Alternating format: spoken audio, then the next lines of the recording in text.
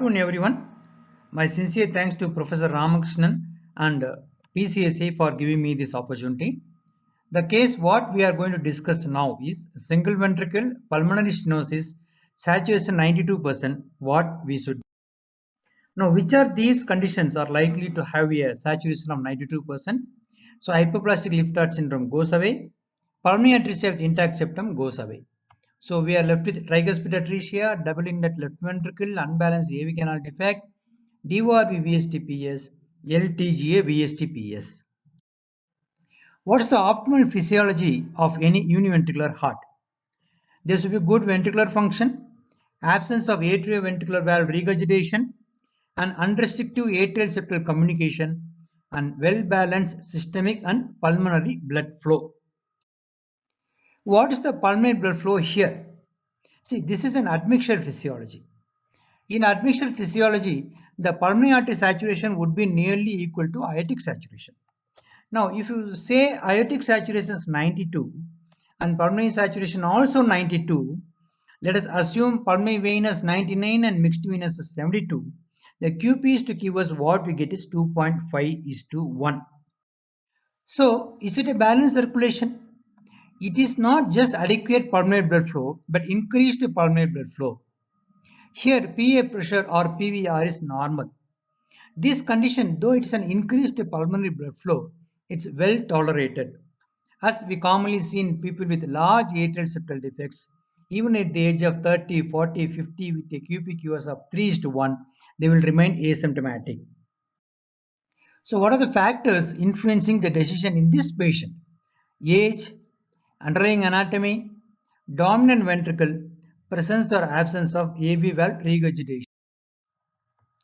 So what is the current status of Fontan operations? It's an excellent operation. The operative and long-term survival after Fontan procedure have been steadily improving. The post-operative 15 to 20-year survival ranges from 60 to 85%. Of course, it's in Western data. This also includes those who undergo cardiac transplantation. These people require lifelong follow-up by a congenital cardiologist even every 6 to 12 months. Now, I can presume or I can assume that in India, if a child undergoes Fontan at the age of 5 years, we can expect a 70% chance for him to survive up to 25 years. So, we have a lot of anecdotal cases where adults with single ventricle physiology have been reported. Like in this example, this man lived up to 55 years without any symptoms with DORV, common AV valve, and pulmonary stenosis. Because she developed atrial fibrillation with fast ventricular rate, she landed up with heart failure. So they have done a cath and have shown a QPQs of 2.2:1. This is another case of long-term survival where the patient had double inlet left ventricle and he was 57-year-old. This is an example of 62-year-old, an example of 74-year-old. So we see a lot of patients surviving for quite long years with this physiology without any surgery. There are further examples like this in Turkish example. This is another example of double inlet left ventricle where the patient survived in the 5th decade. So in this small review where patients unoperated single ventricle were followed up, the papers addressing this topic was reviewed. 36 articles were reviewed and they found out that up to half of the patients may survive on only with a systemic to pulmonary artery shunt or a bidirectional KO pulmonary shunt for over 20 years with reasonable functional status. In patients with a failing single ventricle, the bidirectional KO pulmonary shunt is an excellent bridge to heart transplantation.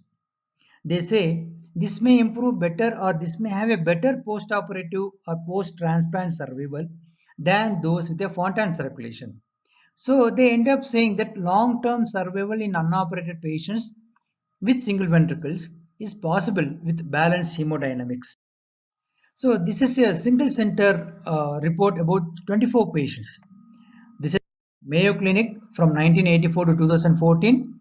24 patients, all were adults. The mean age of the population studied in this study was 56 years. This means already these patients lived up to 56 years in spite of having a single ventricle, and 13 of them had pulmonary stenosis. So these 11 patients had Eisenmenger syndrome, meaning they had single ventricle and higher or more than normal or without significant pulmonary stenosis, which went on to develop Eisenmenger syndrome. So 50-year transplant-free survival was 65%, and majority who survived into the fifth decade had double inlet left ventricle with pulmonary stenosis. So they say selected patients with unoperated single ventricle can survive with good functional class up to 8th decade with good medical management. So this is another experience of 146 patients. It's a multi-center observational trial. They had three cohorts: Eisenmenger syndrome, restricted pulmonary blood flow, and aortopulmonary shunted patients. I did not get the full-length article of this one. What we are interested in this group, PS group. This is what is our case given for discussion. Of the 146 patients, the mean age was 32 years. That means they are already lived up to 32 years without any symptoms. Thereafter, when they were followed up for nearly 10 years, 86% survived for another 5 years and 74% were still living 10 years after the diagnosis by this group. They say right ventricular morphology was not associated with higher mortality. The four variables at baseline that were related to higher mortality were moderate AVL regurgitation or more, low platelet count, low GFR of less than 60, and a QRS duration of more than 120 milliseconds. So in this report of 9 cases, all were 17 years or more were taken. Again, they found that majority of them can remain asymptomatic and live for long years. So what do we know about these children who have a good saturation in spite of having a single ventricle PS physiology? If the physiology is favorable, they would easily grow up into adults without intervention. After reaching the adulthood, there is a gradual attrition related to heart failure and arrhythmias, but the age at which they die varies anywhere between 25 to 35 to 55 to 75. So very limited data is available in adults who undergo Fontan operation, and hence an open recommendation of Fontan is not a correct decision for older children and adults who have survived the initial period which carried very high mortality. So what do we do for this patient at present? If it is a neonate, we are going to simply follow up and we'll watch for a fall in systemic saturation because the duct might close, the PS might progress, and if the saturation falls to less than 75%, we are going to consider Glenn and take the child for single ventricle physiology. Beyond infancy, most of the time the saturation would be stable. The anatomical changes would have become stabilized. Assess the cause of good pulmonary blood flow in these individuals. Is it related to the PDA or AP collaterals, or is it a favorable anatomy? We should remember that PDA or AP collaterals related increased pulmonary blood flow would be a barrier for later Fontan operation. One should do a thorough assessment of the anatomy and the clinical status. If later Fontan is expected, one should attempt to keep the PVR as low as possible by blocking these additional flows. After blocking the PDA or AP collaterals, if the saturation still remains more than 75%, one can consider following them medically. If it falls less than that, these children should be taken towards Fontan pathway.